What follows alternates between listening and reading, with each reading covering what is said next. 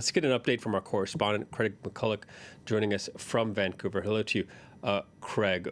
What's the latest that we know at this point? Well, the latest that we know is a briefing that the police gave about an hour or so ago now, I guess. They still have not released the final casualty numbers, but they did say that the suspect who was taken into custody at the scene is a 30-year-old male who is known to them. Now, that can mean anything. I'm known to police because I'm a journalist and I talk to them, and I've had to get security clearance to go to places. So it just means they've had contact with them before. They've also let it known that it's not believed to be an incident of terrorism. However, that's not going to be of any comfort to the people that are now the families of the dead and those that are injured and their loved ones as well. There's been multiple fatalities. Don't know the number quite yet. And also a number of people have been injured, and they were taken to different hospitals around the greater Vancouver area so as not to overburden a particular facility. Yeah, what more can you tell us about the festival? Well, the festival itself was named after a Filipino warrior in the 16th century who repelled Ferdinand Magellan and the Portuguese. It is the second year for the festival here in Vancouver. Last year's was very well attended in a rain. Today, or yesterday rather, was one of the nicest days we've had in 2025 here in Vancouver. There were hundreds of thousands of people that attended this street festival throughout the day. The sun was going down about this time. It was that magic hour of light from what I've been able to gather. And there are still some people getting families and loved ones of families getting food from these food trucks when this incident happened.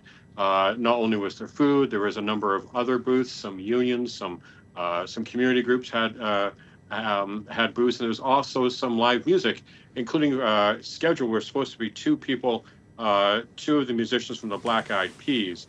And I'm going to show how uncool I am by trying to say their name, and that's Apple Diap and J Ray of the Black Eyed Peas were also performing there with a number of other musicians as well. And this is just one of a number of cultural festivals we have throughout the year here in Vancouver. Yeah, so large, significant gathering in Vancouver. Earlier, you visited the scene. What was it like in the aftermath? There's a lot of police. We've had, even though Vancouver's only a town of about 3 million people, that's the greater surrounding area. We have had a lot of big events here, the Women's World Cup, the Olympics and the Paralympics in 2010, the World's Fair in 1986. A lot of superpower summits and everything. And the amount of police and the amount of first responders reminded me of those events. There was just a crushing amount of authorities. When I was actually doing some reports for you guys from the scene, a police officer came up and said, "Are you flying the drone over the area?" And I'm like, "No, I've never flown a drone in my life." A lot of people standing around, as you can see in the pictures there, just trying to make sense of what happened. The numbers we are hearing right now is a rather large number, and it's stunning. Not even serial killers in Canada have actually killed as many people as is being feared may have died in this situation. And there is just a lot of police officers in Vancouver. And there's another special event happening later today. It's the Vancouver Sun Run, where there are literally 30, 40 plus thousand people in the downtown core running through the downtown and around our famous Stanley Park, which also requires a massive amount of police presence. So it's going to be an extremely busy day for the VPD, that's for sure.